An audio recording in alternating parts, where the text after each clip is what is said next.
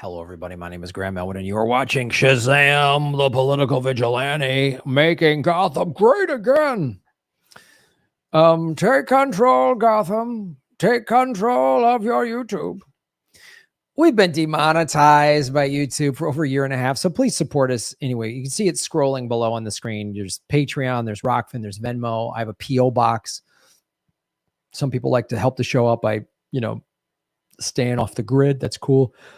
And come to a live show. We're doing Government Secrets, Stockholm, October 3rd, Berlin, October 5th, and London, October 12th. And then I'm doing stand-up back in the States, New York City, October 18th, Madison, Wisconsin, October 20th, Detroit, Michigan, October 21st, Cincinnati, Ohio, October 22nd, and taping my first ever comedy special in Chicago, October 26th. Tickets for all of those shows in October are at grahamelwood.com.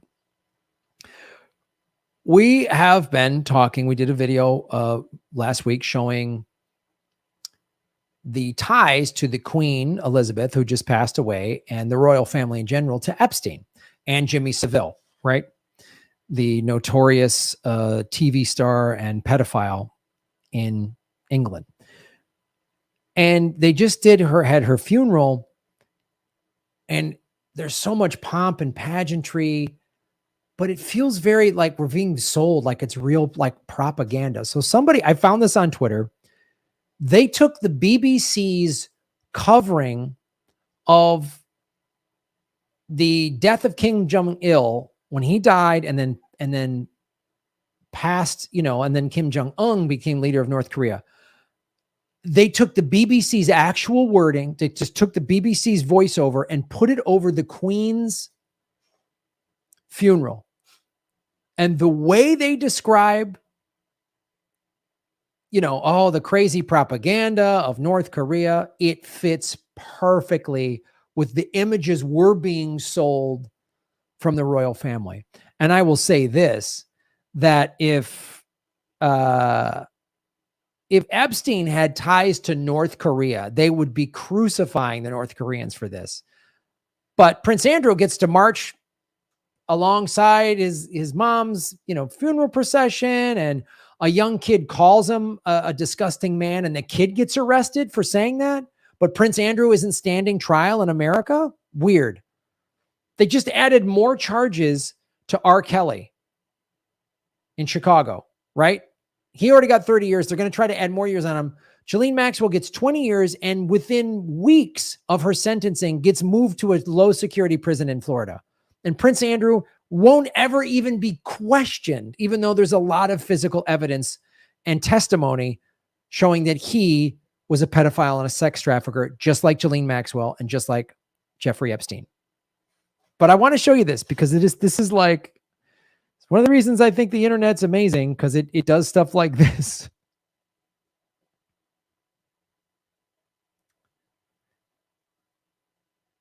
Here it is.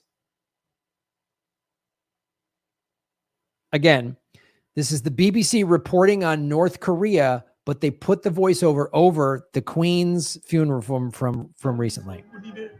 The weeping announcer, the doleful music, the slow movement of the cortege.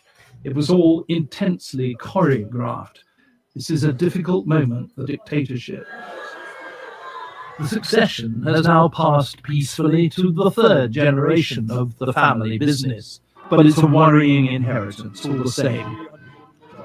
This year hasn't been a good one for dictators. This is the weird, reclusive figure who ran the world's most secretive country and did it as though it was his own private property. Looking on was his son, who's around 28, no one knows for sure. He'll take over. And this is where the money which might have been spent on better living conditions actually goes. A select few talk. This is the money that might have been spent on better living conditions actually goes. Showing this crazy crown that we covered on Government Secrets, the jewel that was stolen and is worth all this money. Anybody living in poverty in the UK? Anybody having a tough time paying their bills? Anybody homeless in the UK? Well, don't worry. We just spent millions of dollars on the Queen's, the royal family and all this stuff. I mean, the wording is like, it is so laser on point. And again, this BBC announcer was talking about North Korea, but it's so on point for the royal family. To camera, it doesn't exactly sound spontaneous.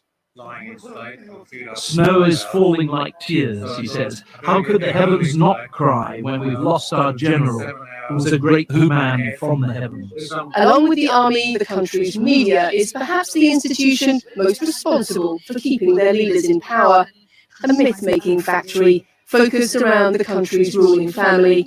That is, for most of its audience, their only source of news. Still, the Sun has the right credentials. The elite know that they need him. They need a blood descendant for their legitimacy. Once they lose that, they're in trouble. No one knows what will happen to the country now. We got to watch that again. Well, we've got to see it a second time. So the first time was like, wait, what? Now really listen to the words. How they describe, they're talking about how crazy North Korea is, and they are describing, the BBC is describing the royals without even knowing it. The weeping announcer, the doleful music, the slow movement of the cortege, it was all intensely choreographed. This is a difficult moment for dictatorship. The succession has now passed peacefully to the third generation of the family business, but it's a worrying inheritance all the same. This year hasn't been a good one for dictators. This is the weird, reclusive figure who ran the world's most secretive country and did it as though it was his own private property. Looking on was his son, who's around 28, no one knows for sure. He'll take over. And this is where the money which might have been spent on better living conditions actually goes. A select few talk to camera. It doesn't exactly sound spontaneous. Snow is falling like tears, he says. How could the heavens not cry when we've lost our general, who was a great man from the heavens? Along with the army, the country's media is perhaps the institution most responsible for keeping their leaders in power. A myth-making factory focused around the country's ruling family. That is, for most of its audience, their only source of news. Still, the Sun has the right credentials. The elite know that they need him. They need a blood descendant for their legitimacy. Once they lose that, they're in trouble. No one knows what will happen to the country now.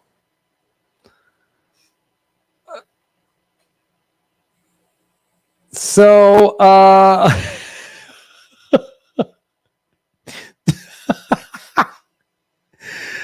thank you, BBC, for describing your insane monarchy, ruling elite bloodline that is just being held there to take all of this money from the people and being protected by the military. I mean, literally, like you could not have written that any better. And let's just run through this real quick. Photos show Jeffrey Epstein and Ghislaine Maxwell visited Queen Elizabeth at Balmoral. Again, if these two visited North Korea or there was any ties of a pedophile ring coming out of North Korea, the media would be like, oh my God, it's a crazy pedophile country. It's a pedophile cult. But there's no mention of it here. The same thing when you see these people at the parades in North Korea, like, oh, Kim Jong-il was so amazing. They find the same people like, oh, she was our queen mom. We love her to death. She's the best. No talk of her colonialism. No talk of her ties to Epstein. No talk of how all the money the royals get while the British people don't have. I mean, give me a break. Again, this image from 1999.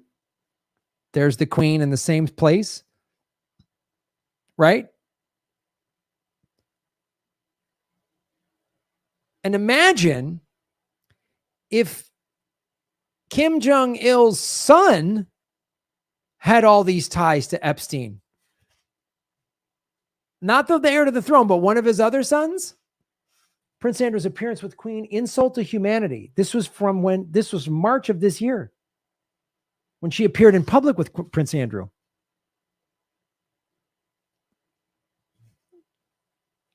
I mean, this is first.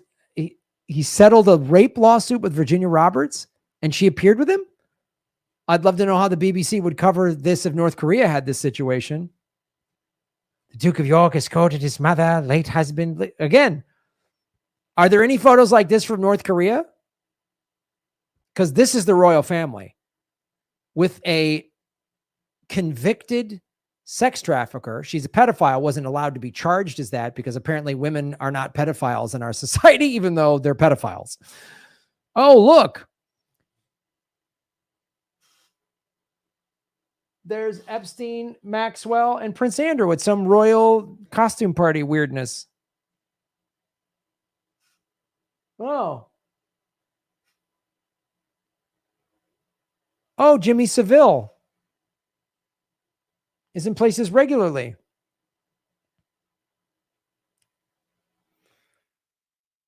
It's a cult, man. Looks like a cult and smells like a cult. It's a cult. So I'm going to retweet that BBC thing that we just showed you so you guys can retweet it. It's a great way to watch it because you go, yep, it's all for us to them protect their bloodline. And they've got military. Why do you think Prince Andrew, Prince Harry, all of them are in the military? They're all military service. God save the Queen. That's hey, working class English people that join the military. You need to protect the bloodline. Right? This is how ruling elites do it. Protect the Queen, protect the bloodline. Oh, protect America. America's a cult. How else could you talk working class people to send their sons and daughters to go fight wars for corporations unless you got them into cult mentality? North Korea is a cult for sure. For sure it is. And it's always the same thing. A handful of, look what North Korea did. We're so critical of them that the ruling elites have all this money and their own citizens in North Korea are starving and hungry. We do the same thing. They got tent cities in North Korea because we got them in America. I can't wait to go to England and see this crazy stuff up close. Follow the money, connect the dots, get the truth. And shave your knuckles for justice. Thanks for watching, folks. Come see us on the road in October. Go to GrahamElwood.com for tour dates. Boom.